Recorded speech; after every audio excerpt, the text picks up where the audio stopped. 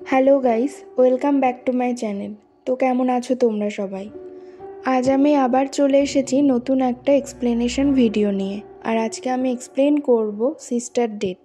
তো দেরি না করে টপিকে চলে যাই।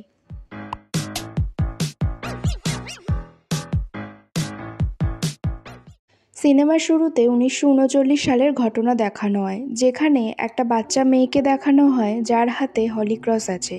ওই মেয়েটা ক্রস উপরের দিকে তুলে প্রার্থনা করছিল, আর সাথে সাথেই সেই জায়গার চারিদিকে অন্ধকার থেকে আলো ছড়িয়ে পড়ল।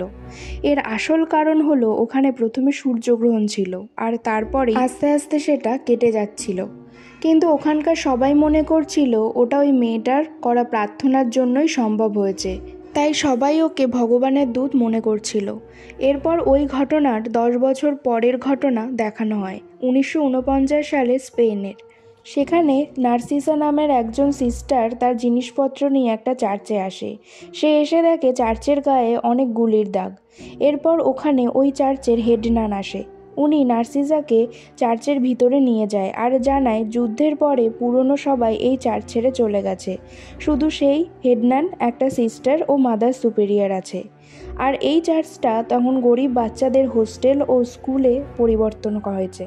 হেডনান এবার নার্সিসাকে ওই চার্চের মাদার সুপিরিয়ার কাছে নিয়ে যায়। আমরা দেখি মাদার সুপিরিয়ার তখন খবরের কাগজে ওই বাচ্চা মেয়েটার ছবি দেখছে, যাকে আমরা সিনেমার শুরুতেই দেখেছি। আসলে এই বাচ্চা মেয়েটাই এখন সিস্টার নার্সিসা। ও এখানে এসেছে বাচ্চাদের পড়াতে, কারণ এই চার্চের একটা সিস্টার কিছুদিন আগেই এখান থেকে চলে গেছে। কিন্তু কেউ জানে না হঠাৎ সেই সিস্টার কোথায় চলে গেছে। এরপর নার্সিসাকে একটা থাকার জন্য রুম দেওয়া হয়। ও ওখানে গিয়ে ওর জামা কাপড় গুছিয়ে রাখছিল। ও যখন সুটকেস একটা তাকে রাখতে যাবে তখন দেখে ওটা ভিতরে যাচ্ছে না। এরপর ও সুটকেস নামিয়ে দেখে একটা বাক্স। সেই বাক্সের মধ্যে একটা সিস্টারের ছবি ও একটা কাঁচি ছিল। সেই সিস্টারের নাম সেই ছবিতে লেখা ছিল। সিস্টারের নাম সকুরো ছিল। ও ওই ছবিটা হাতে নিয়ে সকুরো নামটা বললে সামনে থাকা একটা চেয়ার দুলতে থাকে আর সেটা পড়ে যায়। ঠিক সেই সময়ই ওর ঘরের দরজা কেউ জোরে ধাক্কা মারছিল। ও বাইরে বেরিয়ে দেখে যে সেখানে কেউ নেই, কিন্তু ও খেয়াল করে ওর ঘরের দরজার সামনের দেওয়ালে একটা অদ্ভুত চিহ্ন, যেটা আগে ছিল না। ও তখন ওটা নিয়ে আর না ভেবে ক্লাসে চলে যায়। ক্লাসে নিয়ে সবাইকে নিজের পরিচয় দেয় আর ব্ল্যাকবোর্ডে নিজের নাম লেখে। ও যখনই নাম লেখে তখন ক্লাসের সব বাচ্চারা অদ্ভুতভাবে ভয় পেতে থাকে। একটা বাচ্চা যার নাম রোজা, ও এত ভয় পায় যে ও টয়লেট হয়ে যায়। এটা দেখে নারিসা যখন ওর কাছে এসে জিজ্ঞাসা করে কেন এত ভয় পাচ্ছে, রোজা তখন এমনকি ক্লাসের কেউই কিছুই বলে না। ও ঘরে ফিরে দেখে ওই চিহ্ন যেটা ওর দরজার বাইরে ছিল ওটা সামান্য বেড়ে গেছে, আর নতুন আরেকটা চিহ্নও আঁকা আছে, কিন্তু ও তখনও ওটাকে পাত্তা দেয় না। কিছুক্ষণ পর ওখানকার মাদার সুপিরিয়ার ওকে ওই চার্চের অ্যালবাম দেখায়, যেটাতে ওই সব নার্সের ছবি ছিল যারা ওখানে কাজ করতে করতে মারা গেছে। ও দেখে সেটাই একটা ছবি ছিল না। সিস্টার নারিসা বোঝে এটা হয়তো সেই সিস্টারের ছবি যেটা ও ওর ঘরে পেয়েছিল। ও তখন ঘরে এসে আবার সিস্টার সকুরোর ছবি হাতে নিয়ে ওর নাম উচ্চারণ করে, আর তখনই ওর সাথে আগের দিনের মতো সেম ঘটনা আবার ঘটে। কিন্তু ও ভাবে ওর কোনো করা ভুলের জন্যই এগুলো হচ্ছে, তাই ও নিজেকে নিজে মেরে কষ্ট দেয়। কারণ ওদের ধর্মে এমন আছে যে যদি কেউ কোনো ভুল করে তাহলে সে নিজেকে ওভাবে মেরে কষ্ট দিলে সেই ভুল শুধরে যায়। এর পরের সিনে আমরা বাচ্চাদের দেখতে পাই, যেখানে ওরা সবাই ঘুমাচ্ছিল। এর মধ্যে একটা বাচ্চা ওয়াশরুমে যাবে বলে ওঠে। ও তখন রোজাকে ডেকে ওর সাথে যেতে বলে। রোজা কেমন অদ্ভুত আওয়াজ শুনতে পাচ্ছিল, কিন্তু তাও ও ওই মেয়েটার সাথে যায়। ওয়াশরুমে গিয়ে দেখে বাথটাবের কল খোলা, আর ওটা পুরোটা ভরে গেছে। রোজা দেখে বাথটাবের মধ্যে একগোছা চুল। ওটা দেখে ওরা ভয় পেয়ে চিৎকার করে। ওদের চিৎকার শুনে হেডম্যান ওখানে চলে আসে। আর অন্যদিকে যেখানে বাচ্চারা ঘুমাচ্ছিল তাদের মধ্যে একজনও চিৎকার করে ওঠে। সবাই ছুটে গেলে বাচ্চাটা বলে ঘুমের মধ্যে কেউ ওর চুল কেটে দিয়েছে, আর ওখানে কাঁচিও ছিল।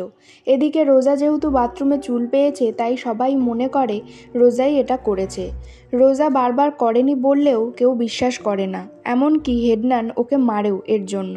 এর পরদিন নারিসা যখন ক্লাসে যায় গিয়ে দেখে রোজা ক্লাসে আসেনি। ও জানতে পারে যে হেডনান রোজাকে একটা অন্ধকার সেলে রেখেছে তাকে শাস্তি দেওয়ার জন্য। নারিসা সেটা শুনে সেই সেলে যায়। ওখানে গেলে রোজা ওকে আবার বলে যে ও এই কাজ করেনি। রোজা আরও বলে ও কালকে বাথরুমে একটা মেয়ের আত্মা দেখতে পেয়েছিল। ওটা শুধু ওই না, অনেকেই ওই আত্মার আওয়াজ শুনতে পেয়েছে আর দেখতেও পেয়েছে। ও নিজেও ওই চিহ্ন দেখেছে যেটা নারিসার দরজার সামনে আঁকা আছে। ওরা যখন এই চিহ্নের কথা ওর আগের সিস্টারকে বলেছিল, যার বদলে নারিসা এখন এসেছে, উনি তখন ওই ছবির সাথে একটা পা বানিয়ে ওই ছবিটা কমপ্লিট করে দিয়েছিল, কারণ ও যাতে সবাইকে বোঝাতে পারে এখানে কোনো আত্মা নেই। কিন্তু যেদিন ও ওই ছবিটা এঁকেছিল সেদিনই ওই সিস্টারের নাম আপনা আপনি ব্ল্যাকবোর্ডে লেখা হয়েছিল। আর তারপর থেকে ওকে আর পাওয়া যাচ্ছে না, কেউ জানে না ও কোথায় গেছে। এরপর নারিসা এসেছে ওই নার্সের জায়গায়। রোজা বলে যেদিন নারিসা এসে ওর নিজের নাম ব্ল্যাকবোর্ডে লিখেছিল সেদিন সব বাচ্চারা ভয় পেয়েছিল, তার কারণ এটাই যে যার নাম একবার ব্ল্যাকবোর্ডে লেখা হয় তাকে আর খুঁজে পাওয়া যায় না বা সে মরে যায়। পরদিন সকালে নারিসা দেখে ওর মুখে কেউ কাপড় মুড়ে দিয়েছে আর ওর দম বন্ধ হয়ে আসছে। আর তখনই ওর ঘুম ভেঙে যায়।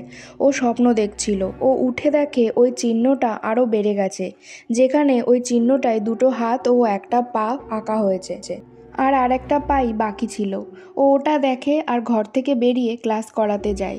ও দেখে রোজা চুপচাপ বসে আছে। রোজা হঠাৎ ওখান থেকে উঠে বেরিয়ে যায়। নারিসা তখন দেখে ওই ব্ল্যাকবোর্ডে রোজারই নাম লেখা আছে। নারিসা তখন ওখান থেকে রোজার কাছে যায়। ও বোঝায় যে ও ওর সাথেই আছে। রোজা তখন বলে যে ও সব জায়গায় একটা মেয়ের আত্মা দেখতে পাচ্ছে। নারিসা তখন রোজার ভয় কাটানোর জন্য রোজার হাত ধরে ওই চিহ্নটার একটা পা এঁকে চিহ্নটা কমপ্লিট করে দেয়, যাতে রোজা বুঝতে পারে ওখানে কোনো আত্মা নেই। কিন্তু রোজা আবার ভয় পেয়ে যায় আর নারিসাকে বলে যে ওর পেছনে কেউ আছে।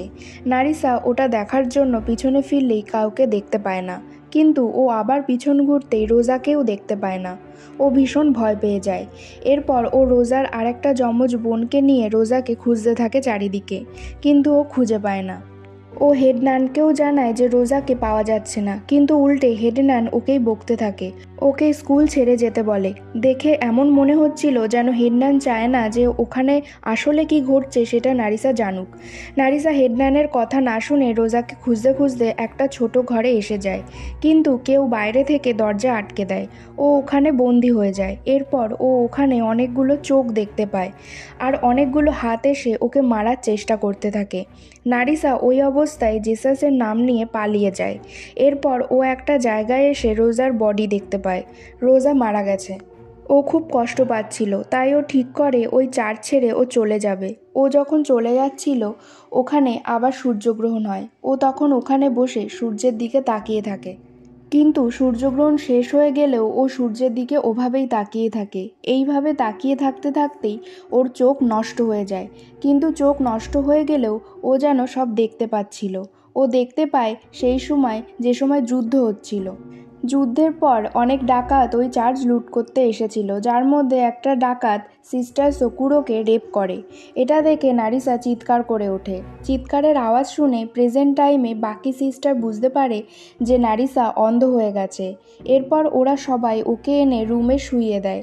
নারিসা এরপর সবাই চলে গেলে সিস্টার সকুরোর ছবি হাতে নিয়ে বুঝতে চায় এরপর কি হলো। ও দেখে ওই ডাকাত ওকে রেপ করলে ওর কিছুদিন পর সিস্টার সকুরোর মেয়ের জন্ম হয়। কিন্তু চার্চের সম্মান যাতে না যায় তাই মাদার সুপিরিয়র ওর মেয়েকে ওই চার্চের মধ্যেই মানুষ করে। ওকে কখনো বাইরে যেতে দিত না। নারিসা যখন এগুলো দেখছিল তখন সকুরোর আত্মা প্রেজেন্ট টাইমে ওর পিছনে চলে আসে। নারিসা সকুরোর কষ্টের কথা ভেবে ওর হাত ধরে ফেলে। ওর হাত ধরলেই নারিসা আবার পাস্ট দেখতে পায়, যেখানে দেখে সকুরোর মেয়ের একদিন অনেক জ্বর আসে।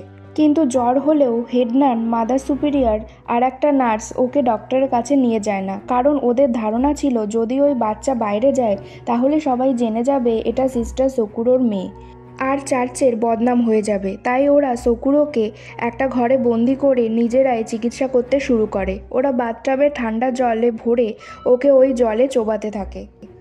এবার ওই মেয়েটা এত জোরে চিৎকার করতে থাকে আর লাফাতে থাকে, এতে ওই নার্সরা ওকে চেপে ধরে থাকে বাথটাবে আরও জোরে।